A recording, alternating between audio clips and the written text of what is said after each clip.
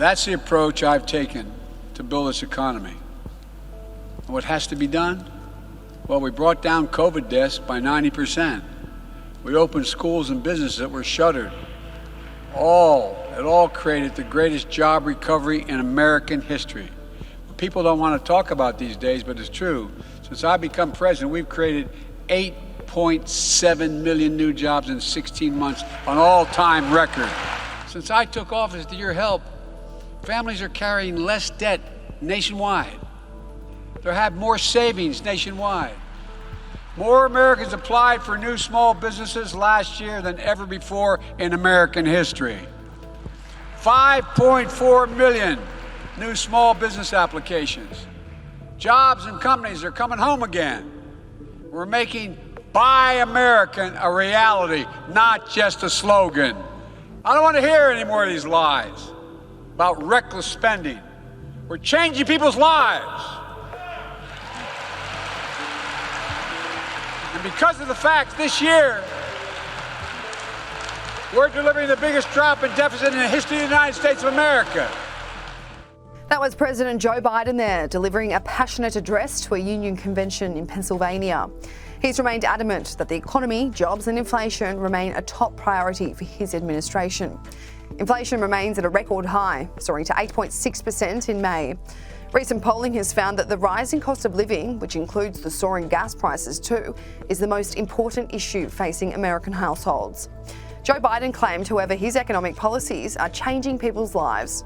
He spoke about the amount of jobs he's created in 16 months, the fact that Americans are saving more money than ever before, and his administration's ability to cut the deficit by $350 billion, with the aim to cut it even further to another $1.6 trillion in 1 year.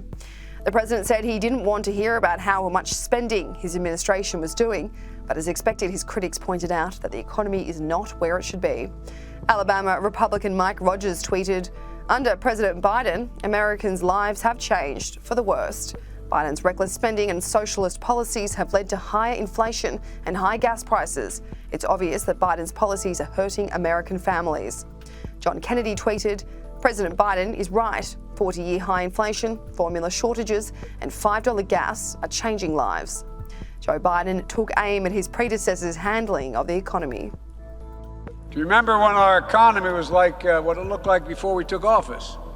3,000 Americans are dying every day from COVID. 20 million Americans had lost their jobs in the last guy. In fact, so many Americans lost their jobs that my predecessor became just the second president in history to leave office with fewer jobs in America than when he took office. And while it was going on, America created more billionaires during that crisis in 2020 than any year in history. Talk about a contrast. That's what we inherited.